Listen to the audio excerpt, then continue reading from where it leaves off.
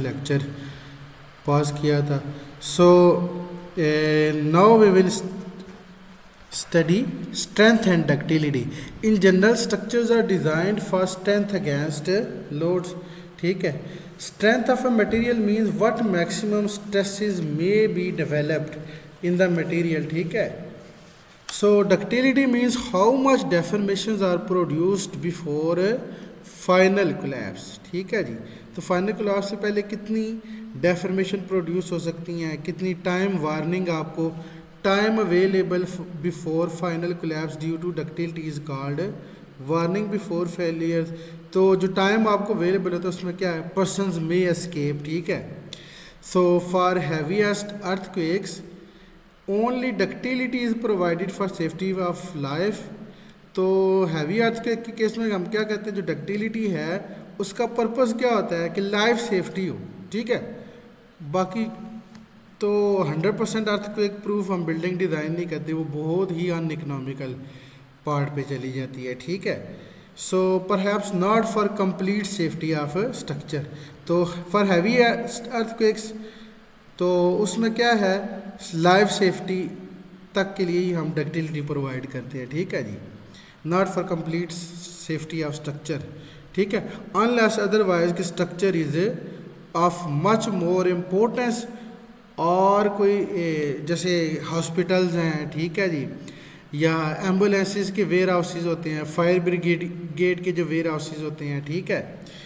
तो that are structure भी itself बहुत इम्पोर्टेंट होते हैं. इसी तरह अगर कोई हैजर्डस फैसिलिटी है, ठीक है, केमिकल प्लांट्स हैं, ठीक है, या पॉइजनस गैसेस की स्टोरेज है, तो उनका फेलियर भी क्या होता है, डेंजरस होता है. ठीक है. तो उस केस में भी हम स्ट्रक्चर की सेफ्टी भी प्रोवाइड करते हैं. अदरवाइज फॉर कॉमन रेजिडेंशियल और कमर्शियल बिल्डिंग्स, ठीक है, तो हमारा जो गोल होता है वो सिर्फ लाइफ सेफ्टी भी होता है, structure safety, complete structure safety नहीं होती. ठीक है जी. तो इसी तरह sometime the design is more based on ductility than strength such as for earthquake loading. तो अर्थक्वेक लोडिंग के केस में हमें डक्टिलिटी हमारा क्या है, मेजर कंसर्न होता है. ठीक है. स्ट्रेंथ से, स्ट्रेंथ की निस्बत. ठीक है. Ductility means how much deformations are produce before final collapse. So अब आ जाता है टाइप्स ऑफ डिज़ाइन मेथड्स. ठीक है जी. So there are 3 methods. Number 1 is allowable stress design. तो that is the oldest method. ठीक है जी, ये पुराना मेथड है. नंबर 2 है strength design, load and resistance factor design, which is called LRFD और limit state design. So this is modern design and यही आजकल फील्ड में सबसे ज़्यादा यूज़ हो रहा है. ठीक है. अलोएबल स्ट्रेस डिज़ाइन बहुत कम अब इसकी एडॉप्टेबिलिटी रह गई. ठीक है. दैट ये पुराना हो गया. ठीक है. और सबसे एडवांस जो है वो प्लास्टिक डिज़ाइन है, लेकिन अभी इस पर फील्ड एडॉप्शन इतनी ज़्यादा नहीं है, बिकॉज इसकी रीज़न्स आगे आप पढ़ेंगे. ठीक है जी. तो अलोएबल स्ट्रेस डिज़ाइन में क्या होता है, factor of safety is taken on the right side of basic equation, basic design equation called safety of factor and is denoted by omega. So that is load effects, external load effects equal to material resistance divided by factor of safety, and this factor of safety is greater than 1. ठीक है जी. Divide हो रहा है. तो right side पे हम क्या करते हैं, इसको डिवाइड करते हैं, this is greater than. Positive aspect of ASD method क्या है जी. ASD के कुछ पॉजिटिव एस्पेक्ट्स हैं. Elastic analysis for load and elastic material behaviour become compatible for design. तो इसमें हम इलास्टिक एनालिसिस ही करते हैं और इलास्टिक मटेरियल की इलास्टिक प्रॉपर्टी ही, बिहेवियर ही कंपैटिबल होता है डिज़ाइन के लिए. Senior engineers are used to this method. ठीक है जी. तो इसी तरह old famous books are according to this method was the only method of design in past. तो माजी में ये एक ही मेथड होता था. नेगेटिव एस्पेक्ट क्या है, latest research and literature is very limited. तो लेटेस्ट रिसर्च और लिटरेचर इसके ऊपर बहुत लिमिटेड है. ठीक है जी. तो सीधा same factor of safety is used for different loads compression के लिए भी वही होगा, ठीक है जी, टेंशन के लिए भी वही होगा, बेंडिंग के लिए भी वही होगा और शियर के लिए भी होगा, ठीक है। तो तो हर एक का बिहेवियर क्या होता है, डिफरेंट होता है, ठीक है जी। लेकिन हम same factor of safety apply करते हैं, तो ये इसका नेगेटिव एस्पेक्ट है। The failure mode is not directly predicted. तो फेलियर किस तरह का होगा, ठीक है, इसका वो हम प्रिडिक्ट नहीं करें, क्योंकि हम क्या कहते हैं, इलास्टिक रेंज के अंदर ही इसको डिज़ाइन करते हैं। इसके बाद किस तरह का मैकेनिज्म है, चाहे वो डक्टाइल मटेरियल है नहीं है, वो हम प्रिडिक्ट नहीं कर पाते इस पर, ठीक है जी। तो स्पेसिफिकली जो डक्टिलिटी है वो आप इस मेथड के अंदर प्रिडिक्ट नहीं कर पाते। So with some overloading the material stresses increases but do not go to collapse, ठीक है जी। तो ये थोड़ा सा अनइकोनॉमिकल भी हो जाता है। इसी तरह the ductility and warning before failure can not be studied precisely, results can not be compared with experimental test up to collapse. तो अप टू कोलैप्स तक के रिजल्ट्स आप एक्सपेरिमेंटली कंपेयर नहीं कर सकते इसके साथ। फिर है स्ट्रेंथ डिज़ाइन और LRFD और लिमिट स्टेट डिज़ाइन। इसमें क्या है, major part of factor safety is applied on load actions. तो ये जो RU है इसके साथ हम क्या करते हैं, फैक्टर अप्लाई करते हैं, फैक्टर ऑफ सेफ्टी लोड के साथ। मेजर पार्ट लोड के साथ हम अप्लाई करते हैं, माइनर पार्ट हम किस factor of safety is taken on the right side of design equation, ठीक है। ये वाला जो 5 फैक्टर है ये माइनर फैक्टर होता है, ठीक है जी। कॉल्ड रेजिस्टेंस फैक्टर और capacity reduction factor. Resistance factor 5 is less than और इक्वल टू 1, ठीक है जी। ये 5 लेस देन और इक्वल टू 1 होता है and is applied on material strength. The design equation is checked for each strength and serviceability limit states 1 by 1।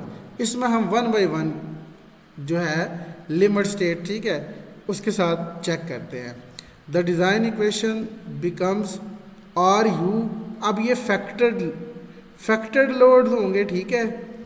इसी तरह ये भी क्या है, डिज़ाइन कैपेसिटी कहलाएगी। RN is called nominal capacity, और 5 फैक्टर जब मल्टीप्लाई हो गया तो दिस इज कॉल्ड सेफ और डिज़ाइन कैपेसिटी, ठीक है जी। इसी तरह R is effect of loads and RU is the ultimate effect of load या factored effect of loads, ठीक है जी। सो पॉजिटिव इफेक्ट्स क्या हैं जी LRFD के, every type of load may be given a different factor of safety depending upon its probability of overload, number of severe occurrences and changes in point of application। इसी तरह more safe structures result due to better awareness of structural behavior near collapse। तो ये collapse के करीब ये ज़्यादा awareness देता है स्ट्रक्चर बिहेवियर की। Results can be compared with experiments up to collapse and with structure failures in the past. माजी में जो हो चुके हैं स्ट्रक्चर फेलियर उनके साथ आप कंपेयर कर सकते हैं इसके रिजल्ट्स को। Latest research and literature is available in this method even if using ASD। अगर आप ASD ही यूज़ कर रहे हैं, this method provides the second alternatives to check the design. तो डिज़ाइन को चेक करने के लिए दूसरा अल्टरनेटिव के तौर पे भी काम आता है। नेगेटिव एस्पेक्ट्स क्या है जी, कि जो इंजीनियर्स ASD के साथ फेमिलियर थे अब उनको क्या करना पड़ेगा, ये सारा पढ़ना पड़ेगा। ओल्ड बुक्स और डिज़ाइन एड्स इनफेक्टिव हो जाएंगे, ठीक है। वैलिडिटी ऑफ प्रीवियस डिज़ाइन, जो पुराने डिज़ाइन हो चुके हुए हैं उनको चेक करने के लिए स्टिल आपको क्या करना पड़ेगा, ASD मेथड ही यूज़ करना पड़ेगा, ठीक है जी। अगर कोई पुरानी बिल्डिंग है उसको आप एवेलुएट कर रहे हैं तो आप ASD मेथड ही यूज़ करेंगे। देन आ जाता है plastic design, same as LRFD with difference that plastic analysis is used for load analysis, ठीक है जी। तो बेस्ट अवेलेबल मेथड है, very lengthy even for computer applications due to plastic analysis, ठीक है जी। तो इवन कंप्यूटर एप्लीकेशंस के लिए भी ये इसकी कैलकुलेशंस बहुत बढ़ जाती हैं, ठीक है जी। तो ये उसकी ड्रॉबैक्स भी है। तो प्लास्टिक डिज़ाइन अभी फुली इम्प्लीमेंट नहीं हो सका फील्ड में, ठीक है जी। तो कॉमनली हम LRFD मेथड ही यूज़ करते हैं, ठीक है। So this one method LRFD method, यही हम आगे स्टडी करेंगे। अब स्ट्रक्चरल डिज़ाइनर के ऑब्जेक्टिव्स क्या होते हैं, उसने क्या क्या चीज़ें देखनी है। डिज़ाइन इज़ अ प्रोसेस, ये बेसिक प्रोसेस है by which an optimum solution is obtain satisfying certain criteria. तो वो क्राइटेरिया क्या है, मिनिमम कॉस्ट होनी चाहिए, मिनिमम वेट होना चाहिए, ठीक है जी, मिनिमम कंस्ट्रक्शन टाइम, तो कंस्ट्रक्ट करते हुए टाइम भी कम लगे, वेट भी कम हो, कॉस्ट भी कम हो, लेबर भी कम लगे, और जो ऑपरेशन की एफिशिएंसी है वो भी क्या हो, मैक्सिमम हो। यानी कि जो ओनर जो इसको बिल्डिंग को बाद में इस्तेमाल करेगा या स्ट्रक्चर को जो यूज़ करेगा उसके लिए इसकी एफिशिएंसी भी क्या हो, मैक्सिमम हो। So if a specific objective criterion can be expressed mathematically in the form of an objective function, then optimization techniques may be employed to achieve the goal. तो optimization techniques होती हैं, ठीक है, different. हम क्या करते हैं, अगर किसी स्पेसिफिक ऑब्जेक्टिव को करना है तो डिफरेंट टेक्निक्स हम यूज़ करते हैं कि कॉस्ट भी मिनिमम हो, वेट भी मिनिमम हो, ठीक है, एफिशिएंसी भी मैक्सिमम और मिनिमम लेबर लगे, ठीक है। तो उसके लिए डिफरेंट हम क्या करते हैं, टेक्निक्स यूज़ करते हैं, ठीक है, टेबल्स यूज़ करते हैं, ठीक है, गाइडलाइंस यूज़ करते हैं, ठीक है। तो डिफरेंट ये जो है ना, आप जो सेक्शंस हैं आपकी, इनकी बेस पे आप टेबल्स जनरेट करते हैं। बीम्स के लिए अलग टेबल होते हैं, कॉलम्स के लिए अलग टेबल होते हैं, सेक्शन डिज़ाइन से टेंशन डिज़ाइन के लिए अलग होते हैं, ठीक है, शेयर डिज़ाइन के लिए अलग होते हैं, ठीक है। तो अपनी मर्ज़ी के हिसाब से हम इस तरह से टेबल बना देते हैं, ठीक है। तो इस तरह से टेक्निक्स हम यूज़ करते हैं कि ये सारे गोल्स हम अचीव कर लें। So the criterion for minimum weight is almost always satisfied in all steel structure. तो ये क्राइटेरिया हम लाजमी सेटिस्फाई करते हैं कि मिनिमम वेट वाला सेक्शन, कम से कम वज़न वाला सेक्शन हम चूज़ करेंगे, ठीक है जी। So objective of structural designer, the structural designer must learn to arrange and proportion the parts of his structure so that they can practically erected and will have sufficient strength and reasonable economy। कि उसने इस तरह के parts select करने हैं कि जिनको practically बनाया भी जा सके, ठीक है, और उनकी स्ट्रेंथ भी सफिशेंट हो और रीज़नेबल इकॉनमी हो, ठीक है, तो कॉस्ट भी मिनिमम हो उसकी, ठीक है जी। तो ये मेन ऑब्जेक्टिव्स होते हैं कि प्रैक्टिकली भी पॉसिबल हो, ठीक है जी। तो these points, these important items called safety, cost and practicality, ये तीनों important चीज़ें और briefly discussed in the following slide, ठीक है जी। The structure must safely support the load to which it is subjected। उसके ऊपर जो भी लोड हो रहा है उसको सेफली उसने क्या करना है, सपोर्ट करना है स्ट्रक्चर ने। The deflections and vibrations should not be so excessive as frighten the occupants or cause unsightly cracks। तो उसमें क्रैक्स आ सकते हैं या ऑक्यूपेंट्स क्या हो सकते हैं, फ्राइटन हो सकते हैं, ठीक है। तो इसलिए डिफ्लेक्शन और वाइब्रेशन शुड बी लिमिटेड, ठीक है जी। तो वो लिमिट के अंदर होनी चाहिए। The designer must keep the construction उसकी कैसे होगी, ऑपरेशन क्या होगी, मेंटेनेंस कॉस्ट क्या होगी at the lowest without sacrificing the strength. तो स्ट्रेंथ को सेक्रीफाइस किए बगैर उसने ये चीज़ें सारी करनी है, ठीक है जी। So designer need to understand fabrication methods, steel की फैब्रिकेशन कैसे होती है, फैक्ट्री में कैसे बनता है, ठीक है, ट्रांसपोर्ट कैसे होगा, साइड के ऊपर उसको पार्ट्स को जोड़ेंगे कैसे, ठीक है। तो ये चीज़ है कि उसको ये सारे मेथड्स पता होंगे, ठीक है। And then he should try to fit their work to the available fabrication facilities, available materials and the general construction practices, ठीक है जी। तो उसके मुताबिक फिर उसको डिज़ाइन करना है।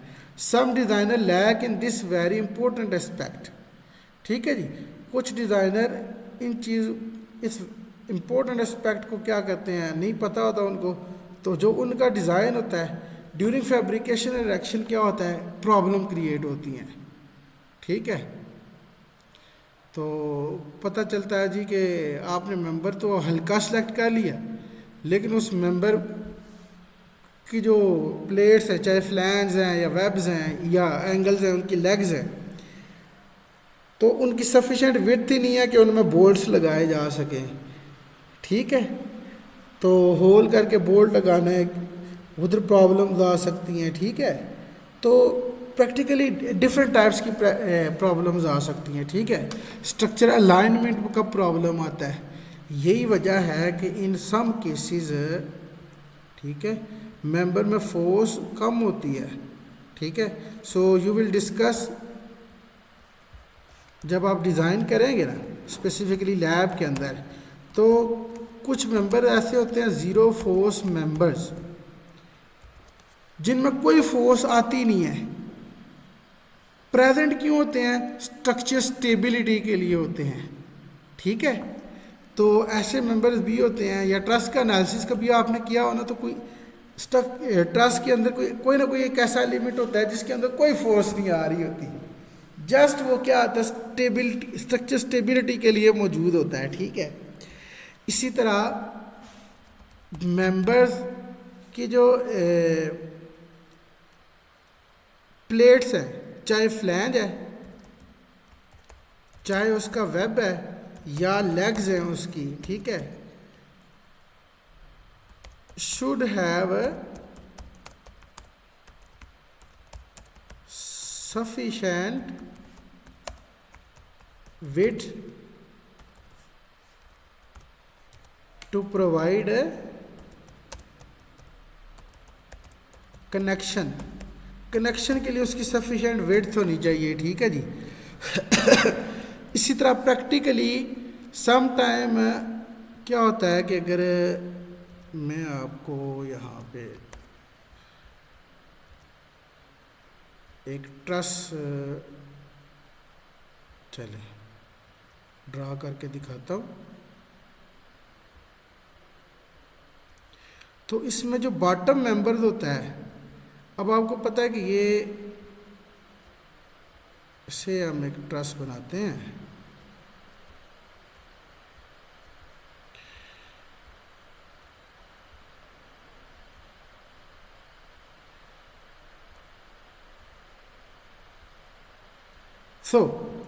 अब यहाँ पे देखें,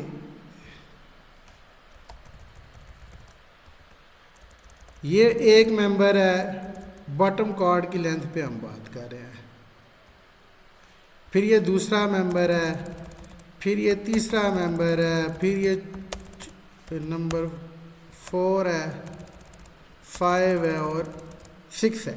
ये जो बॉटम पे मेंबर है, अगर मैं आपको ये हाईलाइट करके बताऊँ ना, ये जो नीचे वाला है बॉटम कॉर्ड का जो मेंबर्स हैं, ये 6 मेंबर्स में डिवाइड है। अब जब आप डिज़ाइन करें तो 6 के 6 का हो सकता है सेक्शन डिफरेंट आए, क्योंकि उनमें डिफरेंट लोडिंग कंडीशंस होंगी।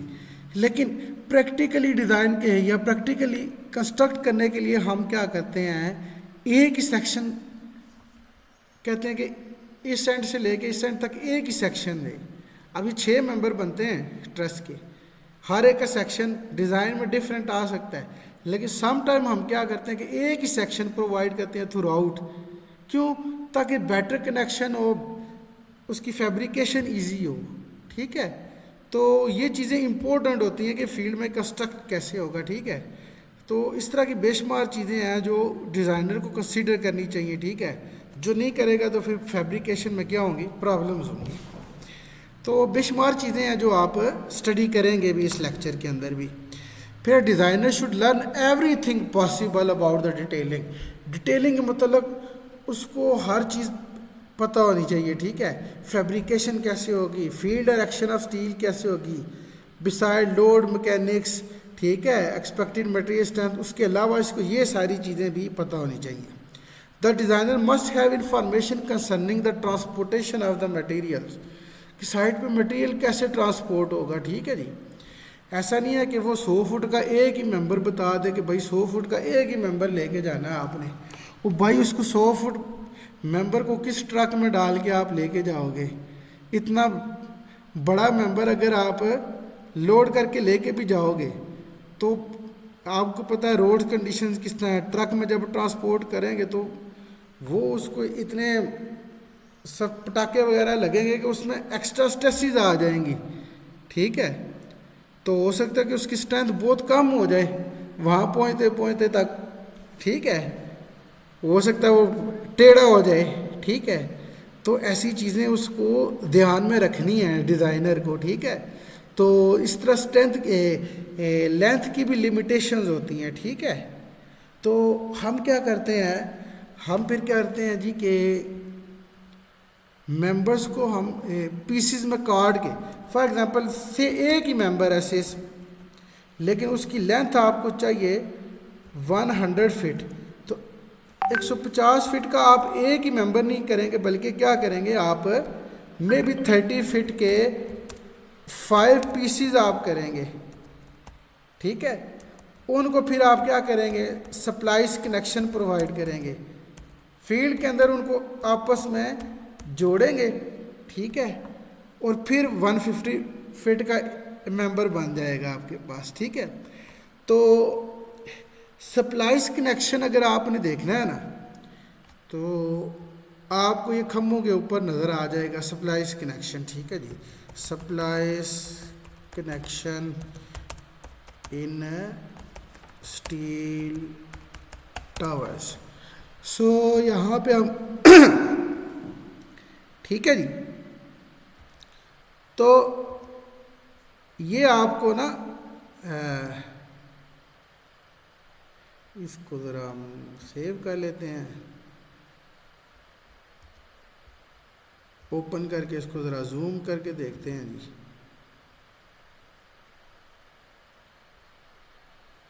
अभी ये जो पार्ट आपको नज़र आ रहा है ना इस तरह प्लेट कनेक्टर, ये एक ही मेंबर बेसिकली जा रहा है, लेकिन ये पीसीज में कट हुआ हुआ है, इसके साथ देखें कोई और मेंबर अटैच नहीं है।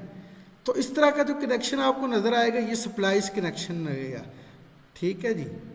तो ये आपका जॉइंट आ जाएगा जहाँ पे मल्टीपल मेंबर्स कनेक्ट है लेफ़्ट साइड पे, लेकिन ये जो राइट साइड पे है ना, जो 4 खड़े मेंबर जो नीचे से लेकर ऊपर तक जा रहे होते हैं, उनमें आपको ये सप्लाईज कनेक्शन नज़र आएगा, ठीक है।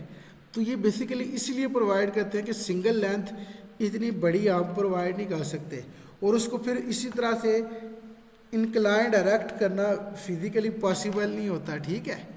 तो इसीलिए हम पार्ट्स में पीसेस काट के जोड़ के तो फिर हम क्या करते हैं, इसको डिज़ाइन करते हैं। तो डिज़ाइनर को ये सारी चीज़ें पता होनी चाहिए कि मैंने कहाँ पे सप्लाईज प्रोवाइड करना है वगैरह वगैरह, ठीक है। तो ये आप खम्भों वगैरह पे देख सकते हैं कि सप्लाईज प्रोवाइड होते हैं, प्रैक्टिकली इनकी ज़रूरत होती है, ठीक है जी। तो मे भी डिज़ाइन के अंदर आप को ये चीज़ें ना इस तरह से आप उनको विजुअलाइज ना कर सकें, लेकिन प्रैक्टिकली आपको ये चीज़ें पता होनी चाहिए। सो इसी तरह फील्ड टॉलरेंसेस क्या है कि फील्ड के अंदर कितनी टॉलरेंसेस आप अलाउ करते हैं, ठीक है। फील्ड के अंदर आप 100% परफेक्ट एग्जीक्यूशन नहीं कर सकते, ठीक है। तो उस हिसाब से वो क्या करता है, अपने डिज़ाइन को एज सिंपल एज पॉसिबल, ठीक है, एज प्रैक्टिकल एज पॉसिबल उसको डिज़ाइन करेगा, ठीक है। This knowledge helps to produce reasonable practical and economical design, ठीक है जी। अब आ गया ये प्रोसीजर, स्ट्रक्चर डिज़ाइन का प्रोसीजर क्या होता है। Structural framework design is the selection of arrangement of sizes, ठीक है, रिकॉर्डिंग स्टार्ट है। So the structural framework design is the selection of the arrangement and sizes of structural elements so that surface load may be safely carried, कि surface load safely carried हो, और जब ultimate load आ जाए तो building आपको sufficient time दे to evacuate, ठीक है जी। So the important steps in the design of separate members are shown in the form of a flow chart और नेक्स्ट स्लाइड। तो सेपरेट मेंबर, तो बेसिकली हम एक एक मेंबर को डिज़ाइन करते हैं सेपरेटली, फिर हम पूरे डिज़ाइन को कंबाइन करते हैं, ठीक है। तो ये प्रोसेस होता है, ठीक है। The complete design procedure for a whole structure requires iterations and the main steps are listed below. तो कंप्लीट डिज़ाइन जब आप करेंगे तो आइट्रेशंस आप करेंगे, ठीक है, यानी कि आप डिज़ाइन को बार बार चेंज करते रहेंगे, ठीक है, यहाँ तक कि वो बेस्ट पॉसिबल हो जाए, ठीक है जी. The functions to be performed by the structure and the criteria for optimum solution of the resulting design must be established. This is refer to as the planning stage. Planning stage में आप members किधर किधर डालने हैं आपने, beams किधर आएंगे, column किधर आएंगे, फाउंडेशन किस तरह की होगी, कहाँ कहाँ होगी, ठीक है. इसी तरह अगर रूफ में आप ट्रस बना रहे हैं तो ट्रस किस टाइप की होगी, किस एरिया में है, स्नो ही है तो इंक्लाइंड ज़्यादा होती है, ठीक है, और अगर वार्म एरिया में किसी में आप अप्लाई कर रहे हैं तो आप क्या करेंगे, इस तरह की ट्रस आप स्नोई एरिया में करते हैं, ठीक है जी. तो वार्मर एरियाज़ में आप क्या करते हैं, इस तरह की ट्रसेस अप्लाई करते हैं, ठीक है जी.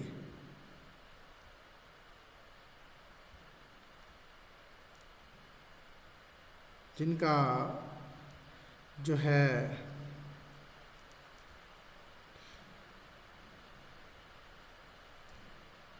इनका अपर पार्ट क्या होता है, फ्लैट होता है, ठीक है जी.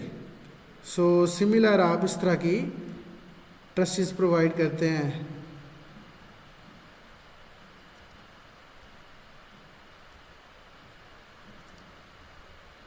चलो यहाँ पे इसको क्लोज करते हैं, ठीक है जी.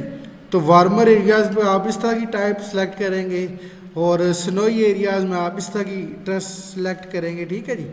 तो ये सारी चीज़ें आपने देखनी है कि किस टाइप का स्ट्रक्चर आपने यूज़ करना है, मेंबर्स कितने होंगे, ठीक है, उनकी लेंथ्स क्या होंगी, ठीक है. तो ये सारी आती है प्लानिंग स्टेज में, ठीक है. The general layouts of the structure is decided. तो जनरल लेआउट ऑफ स्ट्रक्चर आप डिसाइड करते हैं, ठीक है जी, जो मैंने ये बात की है अभी. लेआउट हो गया, उसके बाद क्या करना है आपने, collect and list all the non data. जितना भी नॉन डाटा है उसको आपने कलेक्ट करना है. फिर आपने सेलेक्ट ट्रायल सेक्शन सेलेक्ट करने हैं based on assumes testis effectiveness of construction. Alternatively section tables use करते हैं हम, ठीक है. फिर आपने स्टेबिलिटी चेक्स अप्लाई करने हैं, ठीक है. तो स्टेबिलिटी एक अलग चीज़ होती है, स्ट्रेंथ एक अलग चीज़ होती है, सर्विसेबिलिटी अलग चीज़ होती है. तीनों के चेक्स आप अप्लाई करते हैं. स्टेबिलिटी है कि वो मेंबर खुद स्टेबल रहेगा, ठीक है, उसमें खुद ब खुद कोई ऐसी चीज़ डेवलप नहीं होगी, ठीक है. जैसे बकलिंग है, वो बकलिंग एक गैस स्टेबिलिटी होती है. बकलिंग अब वेब अलग से बकल कर सकता है, फ्लैंज अलग से बकल कर सकता है, ठीक है जी. एक ओवरऑल बकलिंग होती है, वो सर्विसेबिलिटी में आ जाएगी. इसी तरह परफॉर्म स्ट्रेंथ चेक, ठीक है जी, कि कितना वो लोड सेफली बेयर कर सकता है, ठीक है जी. इसी तरह उसकी डिफ्लेक्शन लिमिटेड होनी चाहिए, सर्विसेबिलिटी चेक्स होंगे, ठीक है. इसी तरह accept section if all checks are satisfied otherwise revise. कोई भी चेक सेटिस्फाइड नहीं है, रिवाइज करेंगे, ठीक है. फिर आप राइट फाइनल सेक्शन उसका लिखते हैं कि भाई ये वाला सेक्शन हमने सेलेक्ट कर लिया. तो ये मेंबर का डिज़ाइन है. इसी तरह मेंबर के डिज़ाइन के बाद हम फिर उनके कनेक्शंस को डिज़ाइन करते हैं. So different arrangements of various elements to serve the function in step 1 are considered. तो इसमें बीम्स, कॉलम्स, ठीक है, vertical members, horizontal members, inclined members, ये सारे हम डिसाइड करते हैं. तो स्टेप 1 में जो प्लानिंग स्टेज में, तो ताकि ये सारी अरेंजमेंट हम क्या करते हैं, डिसाइड करते हैं. फिर क्या करते हैं, the possible structural form that can be used और studied and an arrangement appearing to be best is selected for the first trial called preliminary structural configuration. Then the only in very rare cases has to be revised later on. जो structure scheme होती है ना, कि आपने इस तरह की shape आपने एक दफ़ा सेलेक्ट कर ली, बहुत कम केस होता है कि आप इसको रिवाइज करेंगे. मेंबर के सेक्शन रिवाइज होते हैं, वो बहुत दफ़ा रिवाइज होते हैं, लेकिन स्ट्रक्चर की जो शेप है या कन्फिगरेशन है, एक दफ़ा आपने वो सेलेक्ट कर ली, फिर वो रिवाइज बहुत कम होती है, ठीक है. The loading conditions are considered and the loads to be carried by the structures are estimated. फिर है based on the decisions of earlier steps trial section of member size is carried out depending on thumb rules assume calculations to satisfy an objective criteria such as least weight और cost, ठीक है जी। Tables वगैरह से आप try section लेते हैं, फिर आप क्या करते हैं, स्ट्रक्चरल एनालिसिस करते हैं जी, involve in modelling the loads and the structural framework. Truss को एनालाइज करेंगे या बिल्डिंग के स्ट्रक्चर को एनालाइज करेंगे, बीम्स में क्या फोर्सेस आ रही हैं, कॉलम में क्या फोर्सेस आ रही हैं, या ट्रस के मेंबर्स में क्या फोर्सेस आ रही हैं, वो सारा स्ट्रक्चरल एनालिसिस में आपने पढ़ा हुआ है, ठीक है। तो वो काम करके उसके बाद आपने क्या करना है, all strength and serviceability requirements along with the pre determined criteria for optimum design are checked. वो आपने चेक करनी है जब आपके if any check is not satisfied member is revised. जब सारे चेक ओके हो गए तो आपने फाइनल मेंबर लिखना है। This stage is called evaluation of the trial member sizes. Evaluation के बाद क्या है, repetition of any part of the above sequence found necessary और desirable as a result of evaluation is performed in the stage called redesign. तो redesign भी करते हैं members को, ठीक है, अगर अल्ट्रेशन की रिक्वायरमेंट है तो। देन आप क्या करते हो, जब फाइनल डिज़ाइन हो जाता है फिर आप क्या करते हो, the rivets bolts and welds along with other joining plates and elements are design. The process it terms at design of assembly and connections. फिर आपके it is determine whether or not an optimum design has been achieved. जब आप देख लेते हैं कि final optimum design achieve हो गया तो फिर आप फाइनल डिसीजन उसके ऊपर बनाते हैं। फिर ड्राइंग प्रिपेयर की जाती हैं और क्वांटिटीज़ का एस्टीमेट निकाला जाता है, ठीक है जी।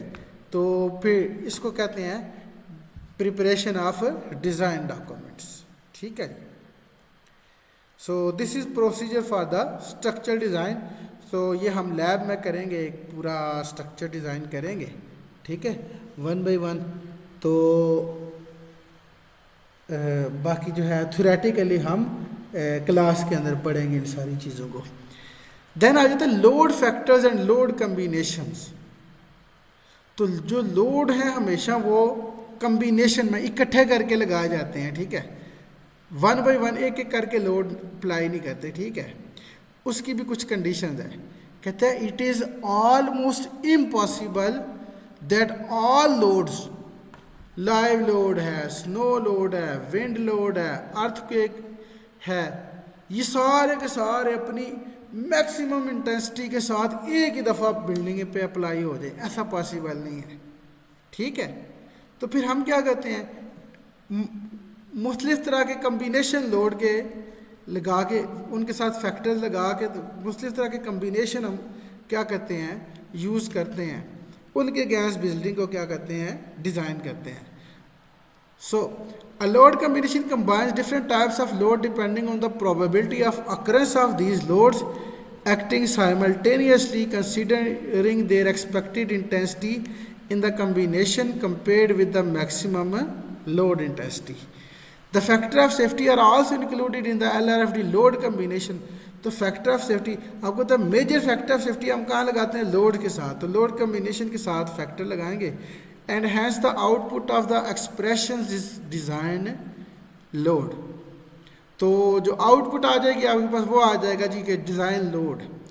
The alphabets in the use in the combination mean different types of nominal service loads and the numerical values with them are load factors, ठीक है जी। ये आपके लोड कम्बिनेशन है, ये बॉटम पे आपको नज़र आ रहे होंगे। तो ये जो न्यूमेरिकल वैल्यू है जैसे 1.4 है, 1.2 है, 1.6 है, 0.5 है, 0.8 है, ये फैक्टर क्या कहलाते हैं जी, these are load factors, these are called load factors, ठीक है। तो अब जो डी एफ, ये लोड की टाइप है। डी कहते हैं डेड लोड को, एफ किसको कहते हैं जी, ये हमें चेक करना पड़ेगा, ठीक है। I think it is better कि हम कोड को ही ओपन करें।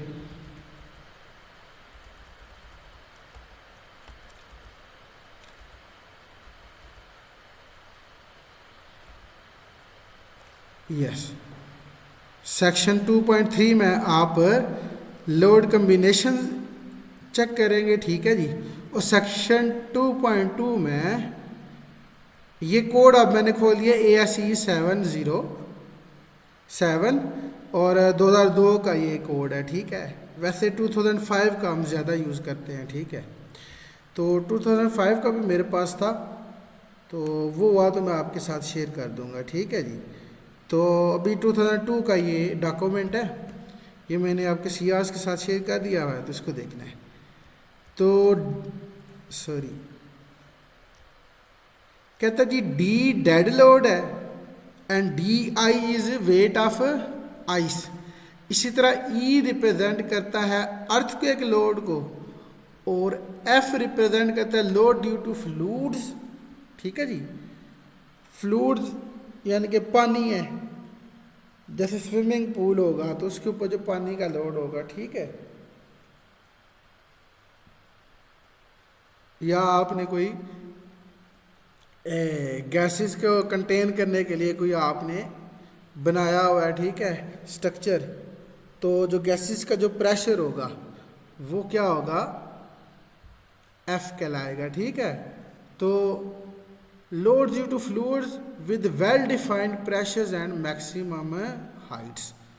तो आपको पता है कि वाटर प्रेशर किस तरह से अप्लाई होता है किसी मेंबर के ऊपर, तो जितनी डेप्थ बढ़ती जाएगी वाटर का प्रेशर क्या होता है, बढ़ता जाएगा।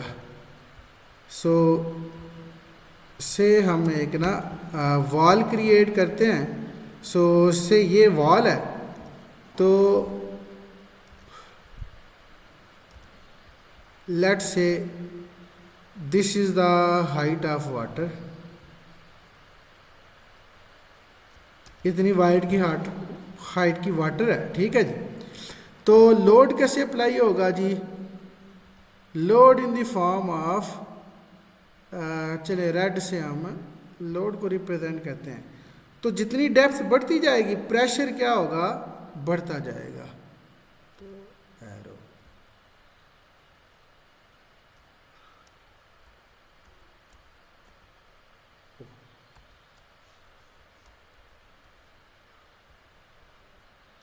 सो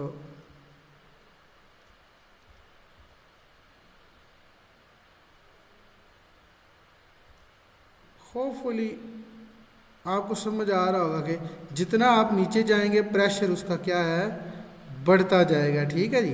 तो ये एरो की विड्थ शो कर रही है कि प्रेशर जो है वो जो जो नीचे जाएंगे प्रेशर इंक्रीज होता जाएगा, ठीक है जी। तो ये प्रेशर की जो हाइट्स होती हैं ये आपको वेल डिफाइंड लोड्स के अगेंस्ट आपने करनी होती हैं, ठीक है जी। तो वेल डिफाइंड जो फ्लूइड का लोड होगा, इसी तरह सॉइल रिटेनिंग वाल होती है जो पहाड़ी इलाकों में आप यूज़ करते हैं, ठीक है, लैंडस्लाइडिंग को रोकने के लिए। तो सॉइल का प्रेशर भी बिल्कुल इसी तरह हॉरिजॉन्टल लगता है, ठीक है। तो वो भी ट्रायंगुलर लोड की टाइप होती है, ठीक है जी। So this is F is called load due to fluids, F A is called flood load, ठीक है। H is called load due to lateral earth pressure, ground water pressure और pressure of bulk materials, ठीक है जी। तो जो retaining वाल के ऊपर जो मिट्टी का प्रेशर होगा that will be represented by H, L is represented by live load and L R is represented by roof life load, ठीक है।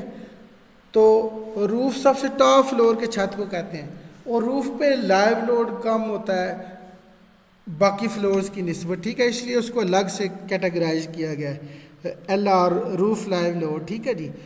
इसी तरह R is called rain load, S is called snow load. इसी तरह T is self straining force, तो self straining force उसमें अगर पहले से ही कोई स्ट्रेन आई हुई है, ठीक है, मेंबर क्रुकड हुआ हुआ या हल्का सा उसमें टेढ़ापन है, ठीक है, ठीक है। तो this is called self straining force. W is called wind load and W I is called wind on ice, ठीक है। इसको आप सेक्शन 10 के साथ डिटरमिन करेंगे, ठीक है जी। तो जब डब्ल्यू आई आप अगर देखेंगे तो फिर आप सेक्शन 10 देखेंगे इसकी जी, सेक्शन 10 किधर है, तो सेक्शन 10 आप सर्च करेंगे इसकी, ठीक है, फ़िलहाल के लिए रहने दें। फिर ये लोड कम्बिनेशंस हैं 1.4 डेड प्लस फ्लूइड लोड, ठीक है जी। अगर फ्लूइड लोड कोई प्रेजेंट है, अगर कोई लोड प्रेजेंट नहीं है तो ज़ीरो आपने उसकी जगह यूज़ करना है, ठीक है जी। तो ये कम्बिनेशंस आप यूज़ करते हैं। सो ये जो अल्फ़ाबेट्स हैं, ठीक है, DFTLHSR, ये स्पेसिफिक टाइप ऑफ लोड को रिप्रेजेंट करते हैं और ये जो है फैक्टर को रिप्रेजेंट, लोड फैक्टर को रिप्रेजेंट करते हैं 1.4 1.2, ठीक है। तो इस तरह से डिफरेंट कम्बिनेशन अप्लाई करते हैं।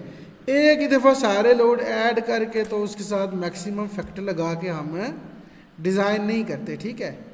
तो मैक्सिमम इंटेंसिटी के साथ सारे लोड प्रेजेंट नहीं होते। So let's get back to lecture. तो ये वाले लोड कम्बिनेशंस आपने देख लेने हैं। तो जनरली हम फर्स्ट टू मेनली हम यूज़ करते हैं, ठीक है। सो इसी तरह इन केस ऑफ विंड लोड्स, फिर ये विंड लोड के आ जाते हैं कम्बिनेशंस, और इन केस ऑफ अर्थक्वेक लोड्स तो फिर आप अर्थक्वेक लोड के कम्बिनेशंस आप यूज़ करते हैं, और इन केस ऑफ एच लोड्स, ठीक है जी, तो ये भी आप यूज़ करते हैं, ठीक है। तो ये LRFD के लोड कम्बिनेशन हैं, यही हमने पढ़ने हैं, यही यूज़ करने हैं। ASD के लोड कम्बिनेशन भी हैं, तो उसके साथ देखें लोड के साथ कोई फैक्टर नहीं आपको नज़र आएगा, ठीक है जी। सिर्फ रिडक्शन फैक्टर आएंगे कि लाइव लोड लाजमी नहीं है कि 100%, ठीक है, कि जिस टाइम अर्थक्वेक आया हो या कोई ऐसी चीज़ आई हो तो सारा का सारा रूम फुल हुआ हुआ, ऐसा नहीं होता, ठीक है। तो प्रोबेबिलिटी ऑफ अक्ररेंस की बेस पे ये लोड फैक्टर लेस देन 1 भी हो सकता है, ठीक है जी। तो sometime in case of earthquake या विंड लोड तो lesser loads are critical, gravity के लोड कम होंगे तो वो कंडीशन ज़्यादा क्रिटिकल है। जैसे खाली बिल्डिंग है ना, तो आंधी आ जाती है तो अब बिल्डिंग का वेट क्या हो गया, कम हो गया, यानी कि डाउनवर्ड वेट क्या हो गया, कम हो गया। तो विंड्स की वजह से आपको पता है कि अपवर्ड प्रेशर रूफ पे अप्लाई होता है। तो इस फिर क्या होता है कि जब लोड कम होगा और विंड का प्रेशर अपवर्ड ज़्यादा क्रिटिकल हो जाएगा, उस वजह से छतें आपने देखी होंगी कि इन केस ऑफ हैवी विंड्स छतें उड़ती हैं, ठीक है। तो इस तरह डिफरेंट कम्बिनेशंस हम यूज़ करते हैं, ठीक है जी। तो ये आपने याद रखना, ये पहले दो कम्बिनेशन हम जनरली यूज़ करते हैं डिज़ाइन के लिए। फिर अगर विंड या अर्थ के प्रेजेंट है तो फिर ये बाकी कम्बिनेशन भी हम यूज़ करते हैं, ठीक है जी। So this is all about this lecture. तो इंट्रोडक्टरी लेक्चर्स हमारे ख़त्म हो गए हैं, ठीक है। Next we will discuss design of tension member. इसी तरह फिर हम डिज़ाइन ऑफ कंप्रेशन मेंबर पढ़ेंगे, डिज़ाइन ऑफ बीम्स पढ़ेंगे, डिज़ाइन ऑफ कॉलम्स पढ़ेंगे, ठीक है जी। फिर डिफरेंट प्लेट्स हैं, प्लेट गर्डर्स हैं, ठीक है, बेस प्लेट्स हैं, फाउंडेशंस हैं, वो डिज़ाइन पढ़ेंगे, ठीक है जी। तो इसी तरह कनेक्शन के डिज़ाइन भी हम पढ़ेंगे, ठीक है, 1 बाय 1। तो नेक्स्ट इंशाल्लाह हमारा डिज़ाइन का पार्ट शुरू हो जाएगा, ठीक है जी। So that's it for today.